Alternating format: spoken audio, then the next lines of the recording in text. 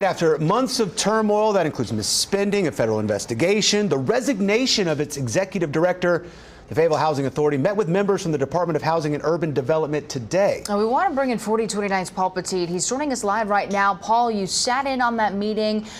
Break it down for us. What do we need to know?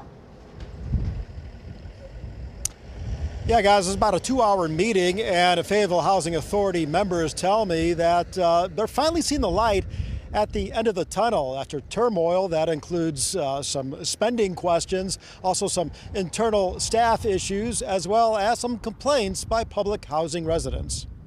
Months of turmoil came to a head earlier this year after a Fayetteville Housing Authority board meeting. It included an investigation by the Department of Housing and Urban Development and the resignation of its former executive director. Today was a positive step forward in allowing us to work closely with the HUD field office and our Board of Commissioners to address any concerns that they have and to get the Fayetteville Housing Authority back on the right foot.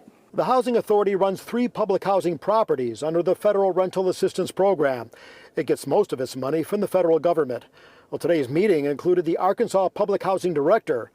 Audra Butler with the FHA tells us a HUD investigation and audit revealed compliance issues with following federal regulations, poor documentation of spending, and lack of oversight. This includes misusing public housing money to subsidize certain housing operations. As a result, HUD is ordering repayment of $164,000 in federal funds and asking the FHA to provide documentation for another $56,000 in spending. The HUD field office has been very generous in giving us additional time to provide documentation. It's our hope that we will be able to provide that, what is requested, or to address any deficiencies that they determine that we may have once they receive those documents. Butler says much of the poor resident relationships had to do with staff turnover, which reached 70% at one point.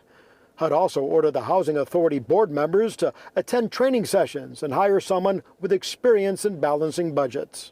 I believe that this was the first of many steps and that we have a long way to go, but this was the right step for us in meeting with the HUD field office, bringing our commissioners in, making sure that they're fully aware of any issues that we are having, and helping to rebuild the confidence from our residents, from our staff, and our commissioners.